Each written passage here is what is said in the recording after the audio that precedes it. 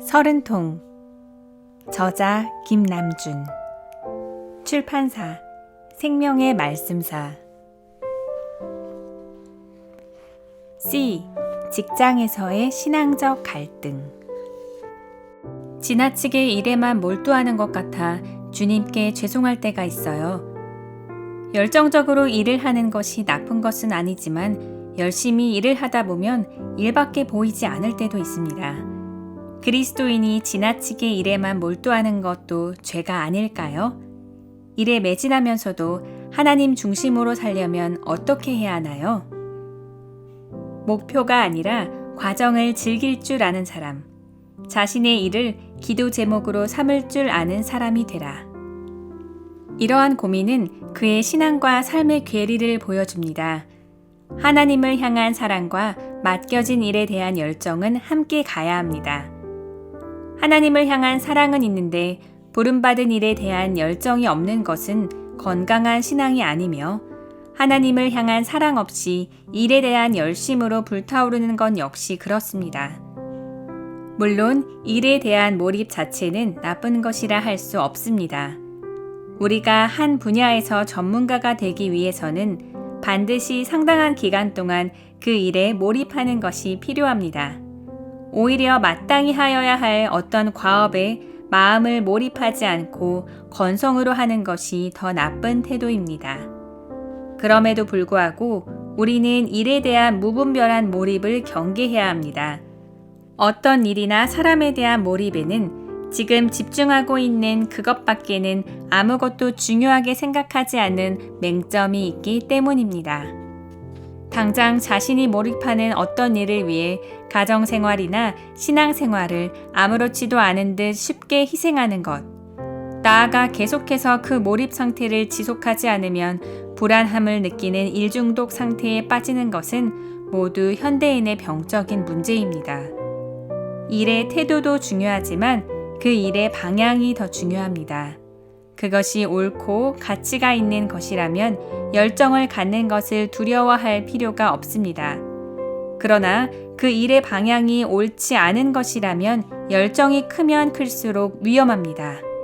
그러므로 먼저 그 일의 가치, 그 일을 통해서 하나님과 맺고 있는 관계에 대해 깊이 생각하십시오. 하나님께서 한 사람을 어느 자리에 세워놓으셨을 때에는 그에게 기대하시는 바가 있습니다. 그것을 아는 것이 신앙이고 그곳에 자신을 쏟는 것이 열정입니다. 성경은 말합니다. 내 양떼의 형편을 부지런히 살피며 내 소떼에게 마음을 두라. 대저 재물은 영원히 있지 못하나니 면류관이 어찌 대대에 있으랴. 풀을 벤 후에는 새로 움이 돋나니 산에서 꼴을 거둘 것이 아니니라. 어린 양의 털은 내 옷이 되며 염소는 밭을 사는 값이 되며 염소의 젖은 넉넉하여 너와 내 집의 음식이 되며 내 여종의 먹을 것이 되느니라. 잠언 27장 23절에서 27절. 지혜자는 목축을 생업으로 삼았던 사람들을 염두에 두고 충고하고 있습니다. 그는 성실하게 생업에 임할 것과 애정과 관심을 그 일에 쏟을 것을 명령합니다. 우리가 가진 직업이 고상한가 그렇지 않은가는 그리 중요한 문제가 아닙니다. 그것이 육신적으로 고되고 천한 직업이라 할지라도 감사하게 여기고 거룩한 열정을 가지고 부지런히 힘쓰면 귀한 열매를 거둘 수 있습니다. 저는 이 세상에서 제일 불쌍한 사람이 자기 직업에 대한 애정도 없이 단지 밥벌이로 직장에 다니는 사람이라고 생각합니다. 비록 연봉을 많이 받는 사람이라고 하더라도 그런 태도로 직장 생활을 한다면 그의 인생은 아무런 꿈도 성취도 없이 처량할 뿐입니다. 그러나 화장실을 청소하고 쓰레기를 버리는 일에 종사하는 사람이라고 할지라도 그 일에서 자기의 가치와 보람을 찾는다면 그는 빛나는 인생을 살고 있는 사람입니다. 누군가 헬렌 켈러에게 이런 질문을 했다고 합니다.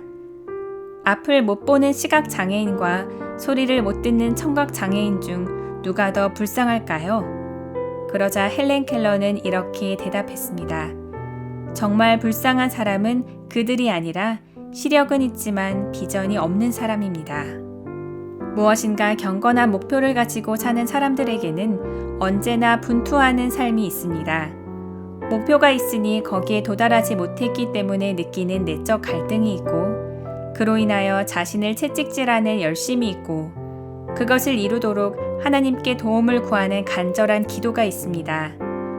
그리고 마음을 쏟는 간절한 기도는 언제나 자기 깨어짐과 은혜를 동반합니다. 이 모든 것들은 그가 하나님을 사랑한다는 표지이고 주님 안에서 선한 목표를 가지고 분투하는 삶을 살고 있다는 증거입니다. 물론 때로는 목표에 함몰된 나머지 올바른 판단력을 상실하게 되는 경우도 있습니다. 자신이 무엇 때문에 그 목표를 추구하며 달려가는지를 잊어버릴 수 있다는 것입니다. 그런데 이것은 현장에서 분투하는 삶을 살아가는 사람들이 해야 할 고민이지 아직 직장을 구하지도 못한 사람들의 고민은 아닙니다. 지금 우리는 전쟁을 방불케 하는 취업 경쟁의 시대에 살고 있습니다. 오늘날 우리나라의 젊은이들 가운데에는 사실상 제대로 된 직업 갖기를 포기한 사람들도 많이 있습니다. 그 경쟁의 치열함에 질려 스스로 물러나거나 경쟁을 위한 준비가 전혀 되지 않아 아예 참여하지도 못하고 밀려난 사람들도 있는 것입니다. 서울 강남에서는 5살 때부터 인류대 입학을 위한 사교육 프로그램이 가동된다고 하니 참으로 모든 교육이 대학 입시와 취업을 위해서 존재하는 듯한 느낌입니다. 어떤 여성이 아나운서가 되기 위해 자신을 준비해온 이야기를 들으며 놀랐던 기억이 납니다.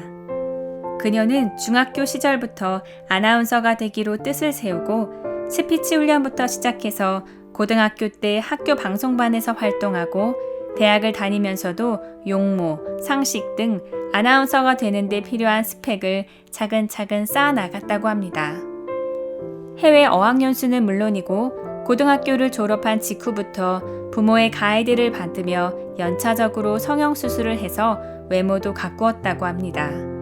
결국 그녀는 공중파 방송국 공채 시험에 합격하여 아나운서가 되었습니다. 가수가 되기 위해 어린 시절부터 연습생으로 기획사에 들어가서 밤낮 없이 땀 흘리며 훈련받는 이들도 많습니다. 남들이 부러워하는 좋은 회사에 입사하기 위해 대학 시절의 낭만적인 생활을 모두 포기하고 도서관에 처박혀서 공부에 몰입하는 이른바 입사 고시생들도 많습니다. 잠깐이면 사라질 이 세상에서의 꿈을 위해서도 많은 사람들이 가혹할 정도로 자신을 채찍질하며 헌신합니다. 그런데 이 세상에 하나님의 나라가 오게 할 소명을 받은 사람들이 거룩한 열정을 품지 않고 살아간다면 그 소명이 이루어지겠습니까? 했으면으로 시작해서 할 텐데로 끝나는 것은 희망사항이지 거룩한 꿈이 아닙니다. 선한 뜻에는 언제나 유혹이 있기 마련이고 가치 있는 일을 위하여 뜻을 세우면 언제나 난관이 있기 마련입니다. 그런데 그 뜻을 펼치기 위하여 싸워보지도 않은 채 물러나고 시작해보지도 않고 희생을 두려워하는 젊은이들을 보면 안타깝습니다. 목표를 세우고도 실행하기를 망설이는 사람들보다는 가르쳐 주시면 해보겠습니다. 어려움이 있겠지만 최선을 다하려고 합니다. 도와주십시오. 라고 말하는 사람들에게 더 많은 기회가 주어집니다. 그러나 제게 그 일은 안 맞는 것 같은데요.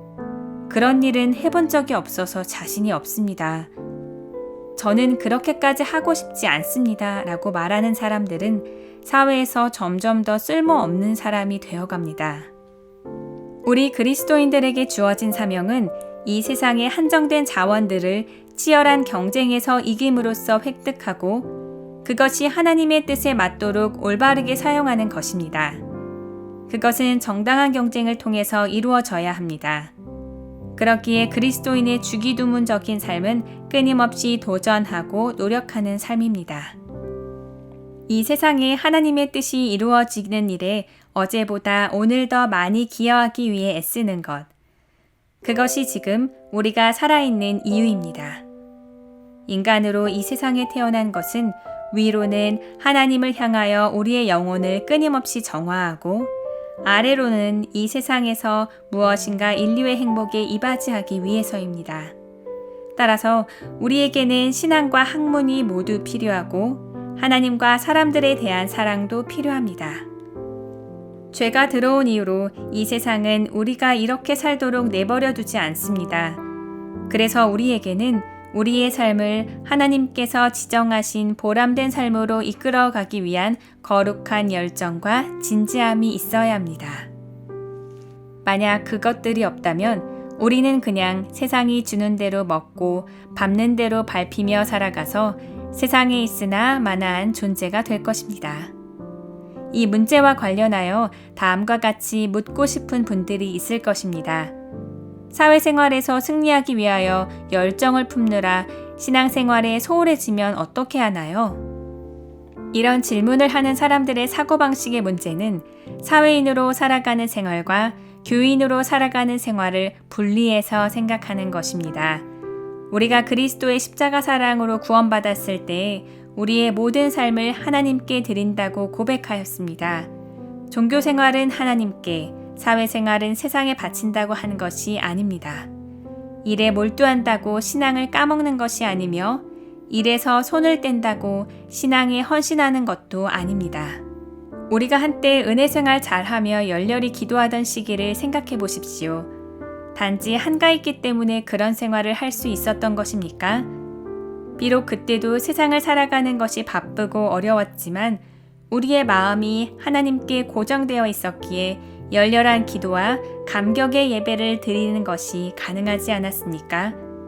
물론 인간은 정신적으로 한계가 있기 때문에 직업 활동과 같은 일에 몰입할 경우 신령한 가치들에 대해 충분히 관심을 갖고 마음을 기울일 시간이 줄어들 수도 있는 것이 사실입니다. 그렇기 때문에 우리에게는 거룩한 긴장과 기도가 필요하고 하나님의 은혜의 부으심이 필요합니다. 그리스도인이 영적으로 미성숙할수록 이러한 갈등을 더 많이 경험합니다. 그런 이들에게 해주고 싶은 말이 있습니다. 지금 당신이 열심히 하고 있는 그 일이 가장 간절한 기도 제목이 되게 하십시오.